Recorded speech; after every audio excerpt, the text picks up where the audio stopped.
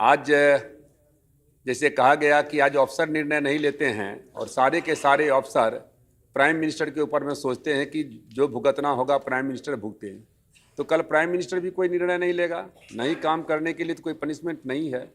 इसलिए मेरा अभी भी ये जो है इस डेमोक्रेसी में, जिस डेमोक्रेसी में कोई एक पार्टी की सरकार बन नहीं रही है, कोई भी प्रधानमंत्री बन सकता है, और इसलिए ये पूरे सदन को इस पर गंभीरता से विचार करना चाहिए कि प्रधानमंत्री को भी कहीं जाकर के केस क्या कर दे या और जाकर के फंसा दे तो उसमें प्रधानमंत्री की जो प्रधानमंत्री का जो ऑफिस है उसकी मर्यादा जो है वो खत्म हो जाती है।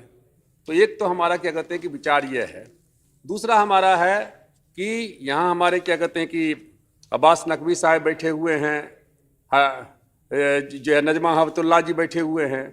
हर चीज़ में जो है पॉलिटिक्स नहीं होना चाहिए।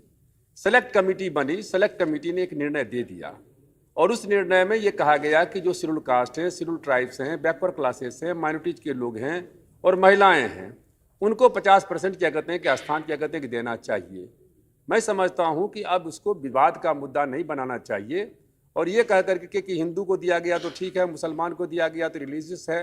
मैं समझता हूं कि ये ठीक नहीं है और इस मुद्दा को क्या कहते हैं कि जो उस पक्ष में भी बैठे हुए जो माइनॉरिटी के लीडर्स हैं, हम उनसे भी आग्रह करना चाहेंगे कि आप लोग भी क्या कहते हैं कि इस मामले पर जो है राजनीति से लोगों को बचने का हाँ। और दूसरी बात जो है सो ये भी सही है कि माइनॉरिटी में सिर्फ मुसलमान ही नहीं है, सिख भी हैं, ईसाई भी हैं, बुद्धिस्ट भी हैं, जैन भी हैं, पारसी भी हैं, ये सारे के सारे लोग क्या कहते हैं कि उसमें आते हैं। तीसरा हमारा है कि जो कहा गया कि ये 2011 में हो जाता तो बहुत अच्छा होता, हिस्टोरिक डे बनता। मैं समझता हूं कि उस दिन नहीं हुआ, वो ठीक हुआ। उस दिन हो जाता तो पार्लियामेंट की कोई मर्यादा नहीं रहती। उस दिन हो जाता तो ये माना जाता कुछ लोग जंतर मंतर पर बैठ गए हैं और मोबोक्रेसी के द्वारा पार्लियामेंट को जो है वो निर्णय पार्लियामेंट के ऊपर में डाल रहे हैं। आज ये हो रहा है कि पार्लियामेंट जो है बैठ करके सेलेक्ट कमेटी में मामला गया और पार्लियामेंट जो है बैठ करके इस पर गंभीरतापूर्वक विचार कर रही है और मैं समझता हूं कि सेलेक्ट कमेटी ने जो काम किया है उसको धन्यवाद देना चाहिए और सिब्बल साहब को हम धन्यवाद देना चाहते हैं कि जिन्होंने इसको बहुत ही पेशेंटली और सब पार्टी का एक कंसेंसस बना करके, जिन लोगों ने विरोध किया है, समाजवादी पार्टी ने विरोध किया है, हम उनके विरोध को गलत नहीं मानते हैं, उनका भी एक तर्क है, उनमें उसमें क्या कहते हैं कि दम है, कोई यहाँ भगवान का दिया हुआ नहीं है। आज कुछ लोग जो है एक पार्टी बनी है, आप पार्टी बनी है, उनके नेता कहते हैं कि हम दुनिया में सबसे ज्यादा ईमानदार हैं, सब बेईमान हो गए हैं। लोकपाल कहेगा कि हम ईमानदार हो गए हैं, दुनिया में सब बेईमान है। तो यहाँ लोग नहीं आए थे, यहाँ असम गण परिषद के अभी बोल रहे थे, असम गण परिषद का करप्शन के खिलाफ में जन्म नहीं हुआ था। ये मोहंती जी जो है उनका चीफ मिनिस्टर बने थे, सब प्रफुल्ल कुमार मोहंती सबसे यंगेस्ट थे, सब नौजवान आया था, स्टूडेंट्स आया था, छात्र थे। क्या उनके खिलाफ में चार्ज नहीं लगा? जेपी मूवमेंट के खिलाफ में क्या कहते हैं कि जो लोग क्या कहते हैं जेपी मूवमेंट के खिलाफ में आए, उनके खिलाफ में चार्ज नहीं लगा? तो कुछ लोग जो है ये वाहवाही लुटने के लिए एको हम द्वितीय नास्ती, एक हम ही ईमानदार हैं और बाकी सब बेईमान हैं, ये हालत क्या कहते हैं कि हम समझते हैं कि नहीं होना चाहिए।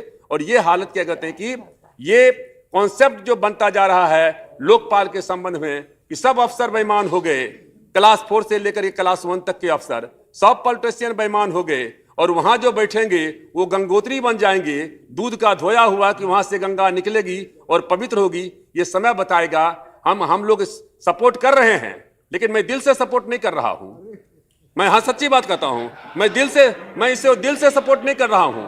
हमारे अंदर में कहीं ना कहीं भय है, सब लोगों के मन में डर है, इसका रिपरकशन क्या होने वाला है। लेकिन एक हम लोग कहानी सुनते थे एक लंगड़ा राजा का कि उसको देवलोक से आया कि कपड़ा बढ़िया देवलोक का पहन लो, और फ्रॉड निकला और जाकर के उसको कपड़ा दिखला दिया, उसमें कुछ नहीं था। उसने कहा कि देखो इस कपड़ा को वही देखेगा जो अपने असली बाप का बेटा होगा। राजा को दिखलाया, कहा कैसा लगा हुजूर? तो राजा ने कहा कि इसमें तो कुछ है ही नहीं, लेकिन फिर डर लगा कि कह दे कि कपड़ा नहीं है तो कहेगा कि असली बाप का बेटा नहीं है, हो सकता है कोई डाउटफुल हो। उसने कहा दिया सर बहुत बढ़िया कपड़ा है, बहुत बढ़िया।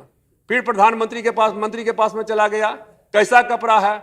उसने भी कह दिया कि राजा को जब दिखलाई पड़ गया, हमको दिखलाई नहीं पड़ा, तो उसने भी कह दिया बहुत कपड़ा अच्छा है, बहुत अच्छा कपड़ा है, सबको दिखला दिया। और राजा को लंगटा करके सामने हाथी पर बैठा करके और शहर को घुमा दिया गया। और एक 7 साल का बच्चा जो है बाप के कंधे पर बैठा हुआ था, तो उसने जो है जब देखा तो कहा बाबूजी ये तो लंगटा राजा है, उसके मुंह को दाब करके भाग गया। तो इसलिए कभी कभी और ऐसा होता है कि जो लोग लोकपाल का सपोर्ट नहीं करे वो बेईमान हो गया, वो करप्ट हो गया, इसलिए लोकपाल का सपोर्ट करना ही है तो कीजिए। हम लोग तो कम, आप ही लोग ज्यादा भुगतिएगा। हाँ, और हाँ, इसलिए जो है सरकार यूपीए सरकार को क्रेडिट, यूपीए सरकार को हम लोग आ रहे हैं। हमने कहा क्या कि क्रेडिट तो सरकार ले ही रही है, लेकिन आप भुगतिएगा तो सब लोगों को भुगतना पड़ेगा। ये हम आपसे कहने के लिए हम आए हैं। आपका नियत साफ है तो आपने एनजीओ को क्यों नहीं रखा? आपका नियत साफ है तो बिजनेसमैन को क्यों नहीं रखा? जब से उदारीकरण की नीति आई है, जब से लिबरलाइजेशन की नीति आई है, तब से करप्शन ज्यादा बढ़ा है। घूस लेने वाला और देने वाला दोनों पापी होता है, दोनों अपराधी होता है। तो घूस लेने वाला अपराधी आप कर रहे हैं और जो घूस दे रहा है वो बड़ा भारी संत हो गया। ईमानदारी की बात करते हैं तो सबको इसके अंदर में क्या कहते हैं कि रखना चाहिए था। सिटीजन चार्टर जो है सबसे बड़ा मामला सिटीजन चार्टर का है। बिना घूस का कोई काम नहीं होता है, महीनों फाइल क्या कहते हैं कि पड़ा रह जाता है। आप सिटीजन चार्टर बनाइए, उसके टाइम फिक्स कीजिए कि कौन दिन क्या कहते हैं, कौन काम कितना दिन के अंदर में होगा। इसलिए जो सिस्टम है हमारे यहाँ कि एक्ट है, फैक्ट है, टैक्ट है। हमने कहा कि एक्ट अलग है, फैक्ट अलग है, टैक्ट अलग है। और नेता और नीति और नियत हमारी साफ हो जाए तो जो वर्तमान कानून है वो कानून हमारा सफिशिएंट है। और यदि आपका नियत साफ नहीं होगा तो आप चाहे लोकपाल बिल लाइए, महालोकपाल बिल लाइए, जो पाल लाना है हर पाल को ले आइए, कोई समस्या का निदान होने वाला नहीं है। और ये फिर पार्लियामेंट जो 10 साल के बाद बैठेगी और तब उसमें जाकर के जो है मंथन करेगी कि हमने जो इतना उत्साह के साथ में लोकपाल बिल बनाया था उसका क्या हश्र हुआ, और फिर दूसरा कोई बिल आ जाएगा। Thank you very much.